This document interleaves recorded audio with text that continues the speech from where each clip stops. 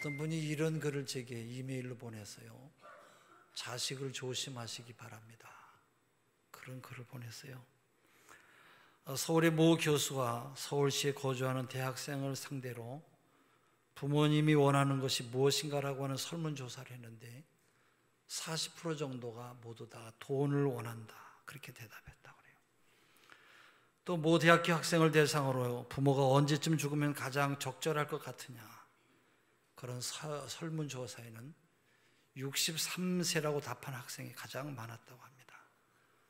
그 이유는 왜 그러냐고 하면 은퇴한 다음에 퇴직금을 남겨놓고 사망하는 것이 가장 이상적이기 때문이라는 것이에요.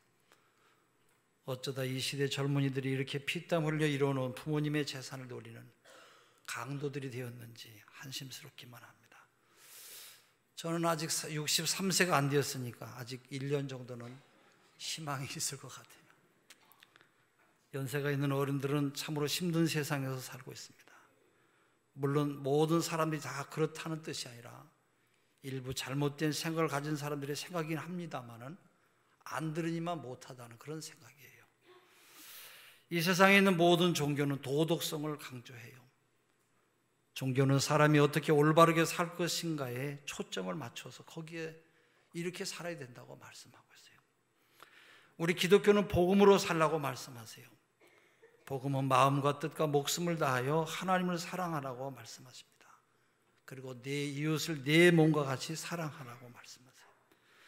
하나님을 사랑하고 사람을 사랑하는 것이 진정한 복음의 진수, 핵심이에요. 복음의 핵심인 사랑은 진정한 율법의 완성인 것이에요. 특히 본문에서 복음으로 사는 사람은 어른을 순종하고 공경하라고 말씀해요. 가정에서는 부모님을 순종하고 효도하고 공경하는 것이 복음이에요. 복음 자체가 사랑이기 때문에 그렇습니다. 복음이 있는 곳에는 사랑이 있어요. 사랑이 있는 곳에는 행복이 있고, 그리고 행복은 사람이 살아가는 희망입니다. 그러나 오늘날 이 세상에 왜 이렇게 문제가 많습니까? 한마디로 말한다면 사람들의 마음속에 사랑이 메말랐기 때문에 그래요. 사랑이 없는 사람의 마음은 자기밖에 몰라요. 모든 악함은 자기의 유익을 위한 이기심에서 나오는 것이에요. 그러나 사랑은 주는 것입니다. 사랑은 용서하고 용납하는 것이고, 때로는 힘든 일이 있어도 참고 기다리는 것이에요. 이게 복음이에요. 우리 주님께서는 이 땅에 계시면서 사랑의 복음을 실천하셨어요. 그러면서 너희들도 이 복음 앞에 산다고 하면 사랑을 먼저 부모님에게 실천하라고 말씀하세요. 사실 우리나라의 부모님들은 국가적으로 어렵고 힘들 때에 자녀들을 낳아서 키우고 공부시키느라고 엄청나게 많은 고생을 하셨어요. 다른 나라에 몇 배나 더하는 고생을 수도 없이 많이 하셨어요. 국가가 가난하니까 자연히 백성들의 삶도 핍절하고 하루하루가 고단하고 힘겨운 삶을 사셨습니다. 부모님들의 땀 흘림과 자식 사랑이 없었더라면 오늘의 우리들이 여기에 있을 리가 만무한 것이에요. 가난과 굶주림과 고난은 이루 말할 수가 없었고, 외세의 침략 앞에 힘없이 무너지는 억압한 이 억압이 여러분 얼마나 많이 있었습니까? 1910년 한일합방을 통해서 일본은 우리나라를 제압하였고, 이 민족은 자연히 힘없는 국가로 일본의 식민지 지배를 받으면서 억압과 한스러운 삶을 살았어요. 남자들은 징용으로 일본에 끌려갔고, 여자들은 강제 노동에 시달리면서, 또 때로는 어떤 사람은 노동뿐만 아니라 일본의 요즘 잘 아는 위안부로 끌려간 그런 분들도 있고요. 또 집안에 있는 녹그릇이라든가 쇳덩어리 등등 돈이 될 만한 것들은 모두 다 빼앗아갔어요. 뺏기지 않은 것이 없을 정도로 많은 어려움을 겪은 것이 우리 민족의 삶이었어요. 해방된 지 몇 년 지나지 않아서 또 6.25 사변을 겪었어요. 남북한 합쳐서 100만 명의 사람이 죽었고요, 1000만 명 이상의 사람들이 이산 가족이 되어서 지금도 아픔과 슬픔 가운데서 살아가고 있습니다. 이렇게 힘겨운 삶을 살면서도 오직 자식을 잘 키워야 된다고 하는 일념으로 공부를 시키고, 배를 고르면서라도 자식을 가르쳐야 된다고 하는 이 신념은 매우 강했어요. 이렇게 정성을 쏟은 부모님들의 사랑 때문에 우리들이 살아남을 수가 있었던 것이고, 이 민족이 이렇게까지 일어설 수가 있었던 것이에요. 우리 어렸을 때만 해도 여러분 얼마나 가난했습니까? 겨울 같은 때는 거의 점심은 저희 집은 점심은 고구마를 먹었어요. 그게 저희의 밥이에요. 근데 그나마 그 고구마도 많이 먹지를 못하고 어머니는 안 드셨어요. 왜 어머니 안 드세요? 그러면 나는 아까 뭐 하느라고 좀 먹었다. 너희들 먹어라. 그것도 많이 먹는 것도 아니에요. 알량한 그 고구마 몇 개 먹는데 어머니는 그걸 잡수셨다 그러면서 안 드셨어요. 부모님의 이런 사랑과 정성과 헌신이 아니었더라고 하면 우리가 여기까지 이렇게 살아남아 있지를 못했을 것이에요. 저는 어버이날만 되면 어머니께 효도를 다하지 못했던 것이 너무 아쉬워서 항상 내 마음이 슬프고 아픕니다. 부모님께 효도하며 살기를 원했습니다만 부모님은 기다려주지 아니하고 멀리 떠나셨어요. 엊그제 우리 후배 목사가 전화를 했어요. 형님 뭐 하세요? 나 지금 설교 준비하고 있는데 난 지금 시골에 부모님께 인사하고 오는 중입니다. 부모님께 가서 꽃도 달아드리고 용돈도 드리고 옵니다. 그 이야기가 얼마나 부럽고 야 우리 어머니도 살아계셨다면 얼마나 좋을까 그런 마음이 있었어요. 우리 한번 어버이의 은혜 한번 노래 한번 우리 부모님을 생각하면서 또 살아계신 분들은 더 잘하기 위해서 어버이의 은혜 1절만 우리 불러보겠습니다.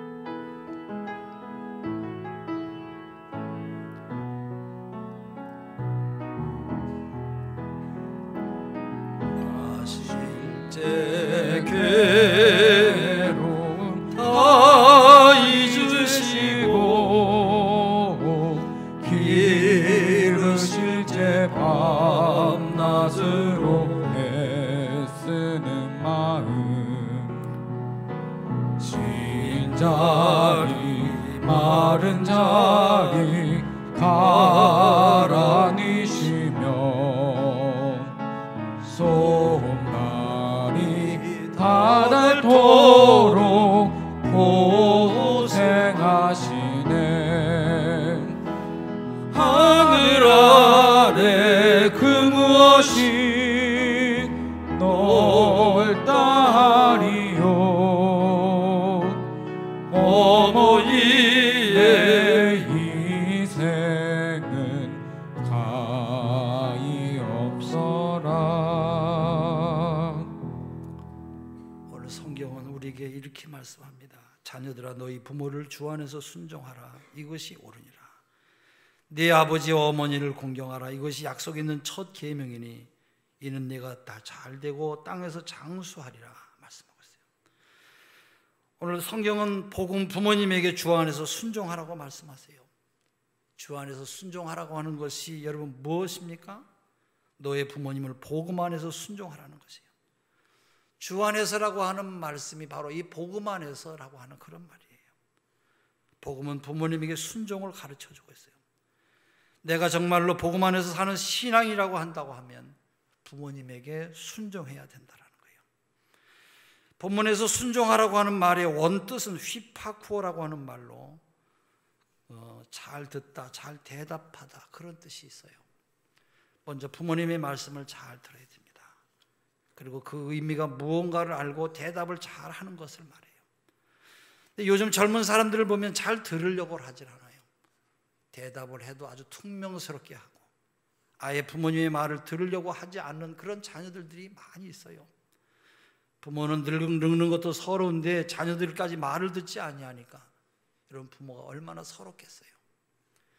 이것이 오늘 우리들이 살아가고 있는 그런 현실이에요. 또 이 휘파코라고 하는 말은 복종하다, 따르다 그런 뜻도 있어요. 요즘 자녀들이 부모님의 말씀에 기쁘게 복종하는 자녀들이 얼마나 됩니까? 할 수 없이 복종하는 자녀들밖에 없어요. 부모님의 말에 잘 따르려고 하는 자녀들을 찾아보기가 힘든 그런 세상이에요. 모두 다 자녀가 잘 되라고 하는 그런 말인데도 자녀들은 부모님의 말을 들으려고 하질 않아요. 요즘 자녀들이 부모님을 거역하는 것은 고사하고 부모를 때리는 일들이 얼마나 많이 있어요. 신문에 그런 내용이 많이 나오죠.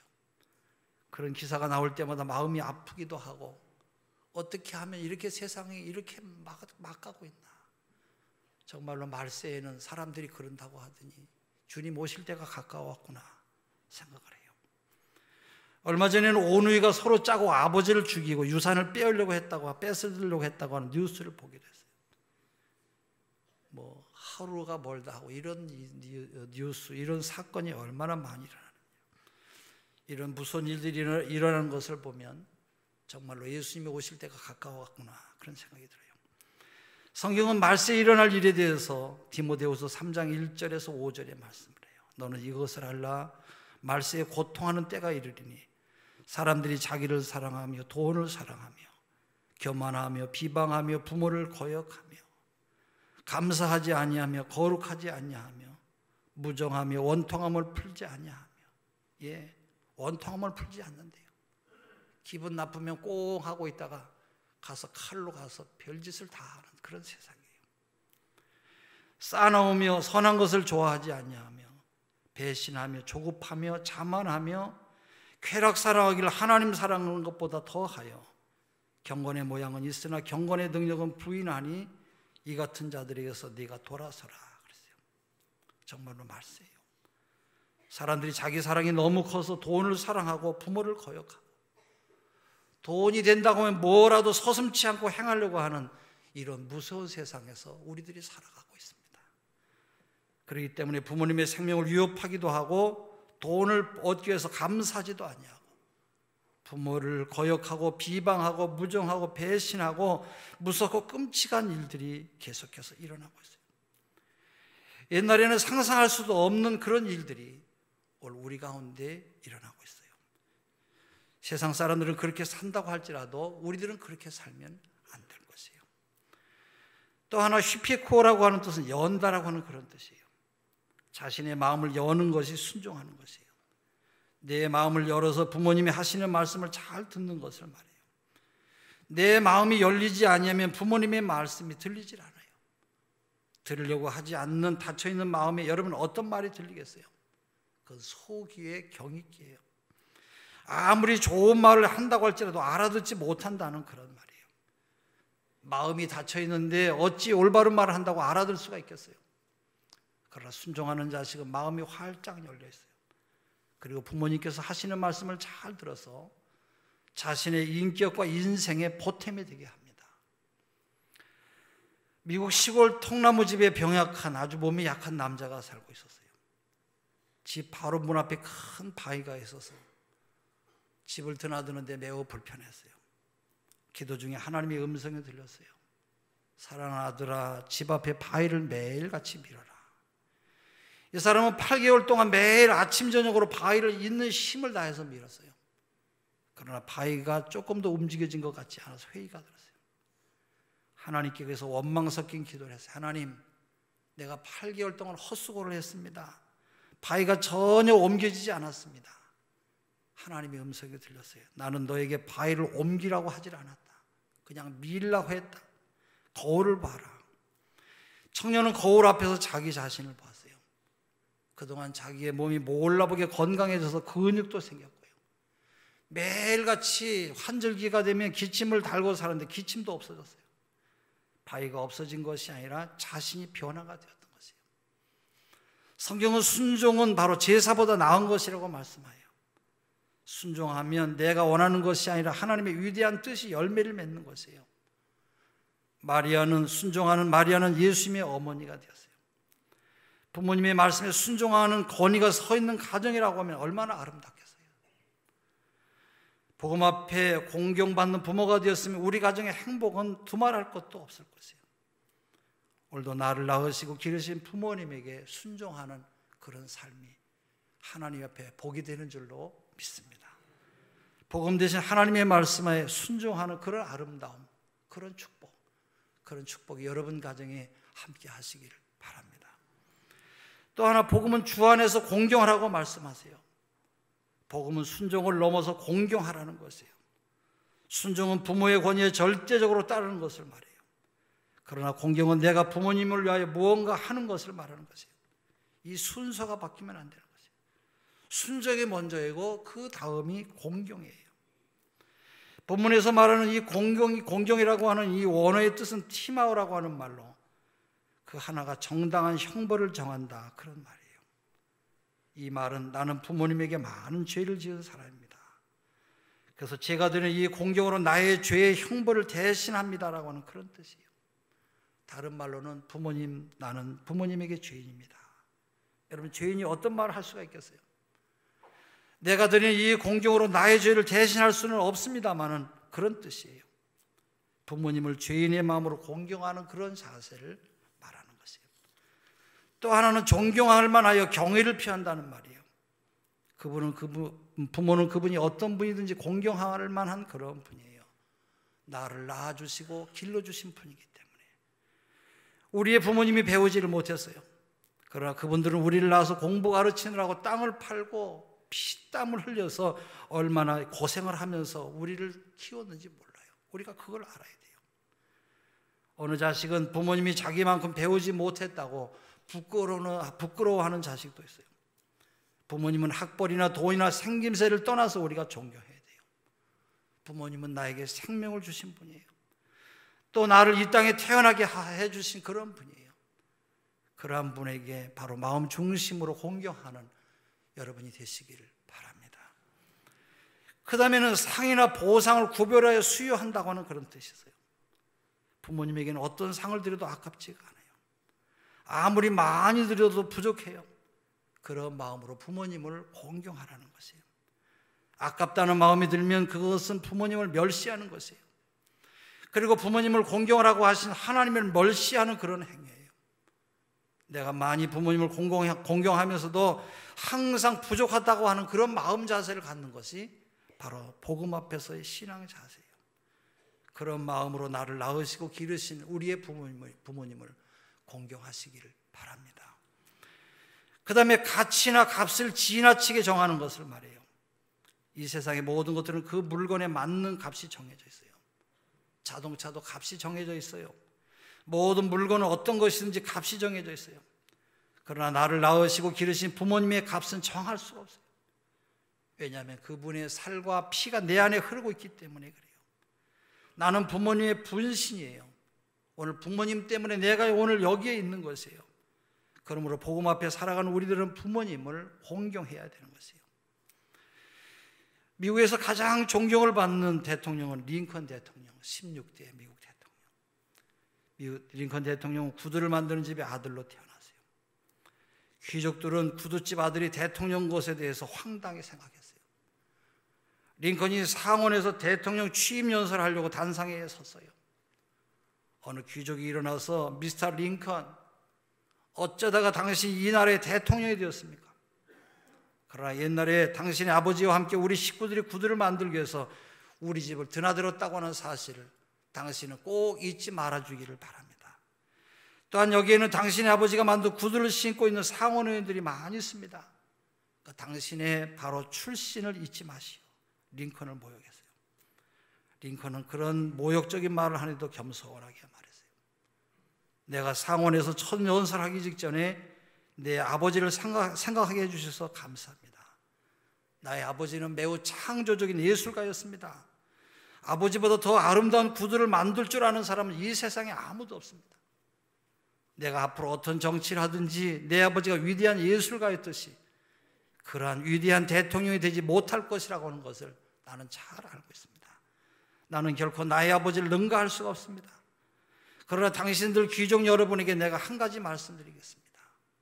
내 아버지가 만들어드린 구두가 여러분의 발에 맞지 아니하거든 바로 나도 아버지에게서 배운 기술이 아직 남아있으니까 나에게 말씀하십시오. 나는 훌륭한 죄화공은 아닙니다.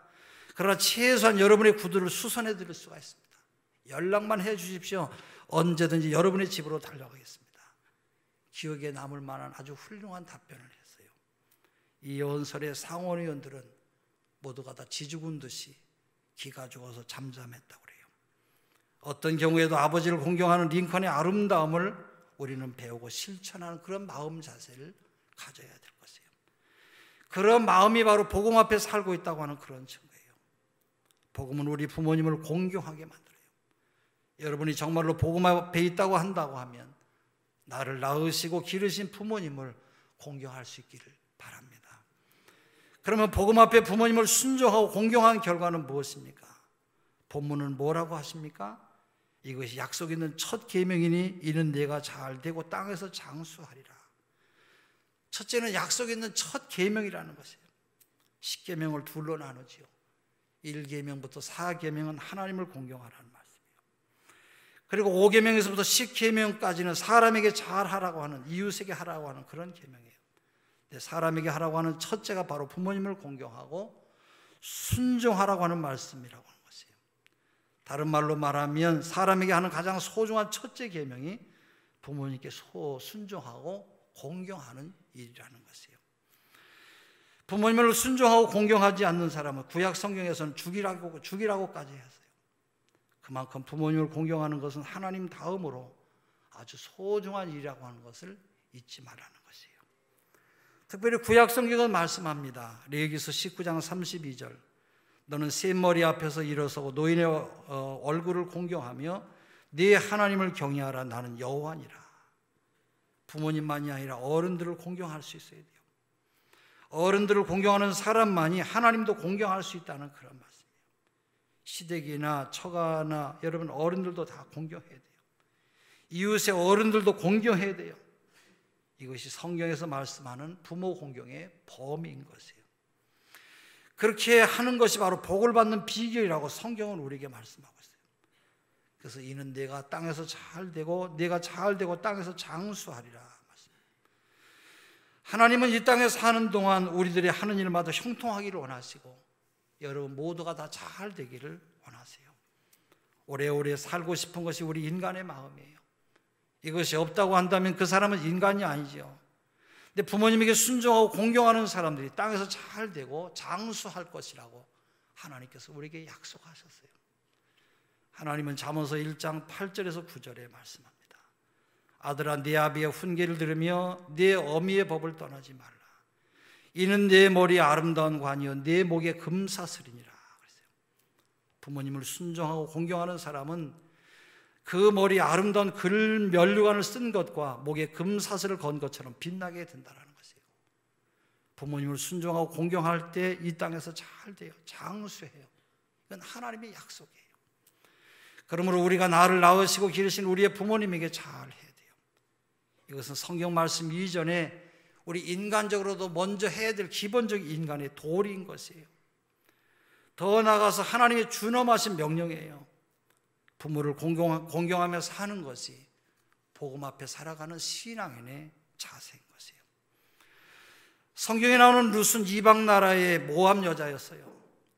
홀로 남은 시어머니를 잘 공경한 효부 며느리였어요. 하나님께서 그를 축복하심으로 보아스의 아내가 되겠어요. 그리고 오벳을 낳았어요. 오벳은 이새를 낳았고 이새는 다윗을 낳았어요.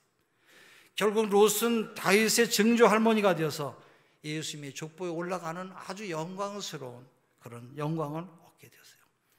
복음 앞에 부모님을 순종하고 공경하는 일은 가장 귀한 복음 중에 바로 복음인 것이에요. 어떤 날 임금님이 옛날에 시골로 행차를 하게 됐어요. 이때 거동이 불편한 할머니 한 분이 살아생전에 임금님의 얼굴을 한번 보겠다고 자식에게 떼를 썼어요. 효자인 아들은 어머니의 소원을 풀어주기 위해서 어머니를 등에 업고 땀을 뻘뻘 흘리며 서 있었어요. 얼마 후에 임금님은 어째서 노인을 업고 있는지 물었어요. 사실대로 임금님에게 다 말했어요. 이때 임금님은 그 사람을 효자로 칭찬하고 많은 상을 주어서 집으로 돌아가게 했어요. 이 소문이 순식간에 마을로 다 퍼져나갔어요. 마을에 아주 불효하는 다른 아들이 이 소식을 들었어요. 자기도 임금님에게 상을 받고 싶은 마음에 이 욕심 때문에 왕이 행차하는 길목에 자신의 어머니를 억지로 업고 갔어요. 어머니는 나는 몸이 아프니까 안 가겠다고 하는데도 빨리 업히라고, 빨리 업으라고, 빨리 어머니 업어야 된다고 어머니를 강제로 업고 임금님이 지나가는 길을 섰어요. 마침 곁을 지나가던 왕이 행차를 멈추고 이 마을에도 이런 효자가 있구나, 이 효자에게도 상을 줘라 명령을 했어요. 이때 옆에 있던 사람이 말했어요. 임금님, 이 사람은 불효자입니다. 상을 받으려고 효자 흉내를 지금 내고 있는 겁니다. 이 말을 들은 임금님은 허허 웃으면서, 비록 흉내를 냈어도 효자 흉내를 내는 건 좋은 일이다. 이 불효자에게 상을 줘라 명령했다고 그래요. 우리는 복음 앞에 살고 있는 사람들이에요. 지금까지 부모님에게 순종하고 공경하지 못했다고 할지라도 여러분, 우리가 흉내라도 내면서 살 수 있기를 바랍니다. 순종하고 공경하는 것은 때를 놓치면 할 수가 없어요. 언제까지나 부모님이 살아계신 것이 아니에요. 지금은 건강해 보여도 언제 계실지도 몰라요. 언제 가실지도 몰라요. 돌아가신 다음에 잘 해드릴 걸 우리가 후회해봐도 소용이 없어요. 복음은 부모님이 살아계실 때 순종하고 공경하라고 말씀하세요. 부모님에게 순종하고 효도하고 공경하는 복음의 사람들이 되시기를 바랍니다. 마지막으로 김광석 씨가 부른 어느 60대 노 부부의 이야기, 이 가사와 함께 노래를 함께 듣겠습니다.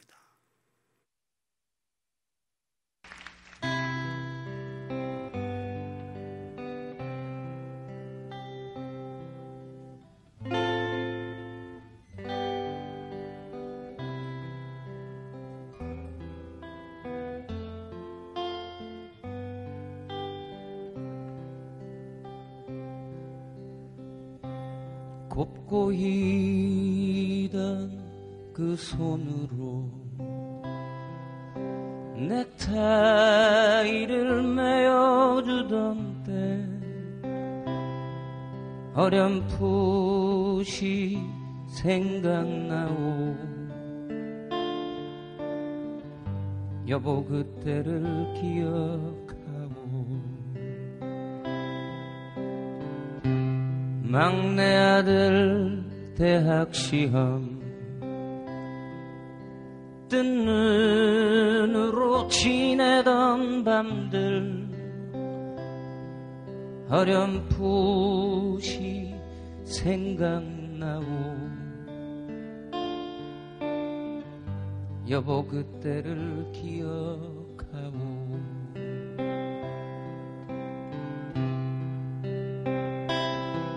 세월은 그렇게 흘러 여기까지 왔는데 인생은 그렇게 흘러 황혼에 기우는데 큰딸아이 결혼식 날 흘리던 눈물방울이 이제는 모두 말라. 여보 그 눈물을 기억하오.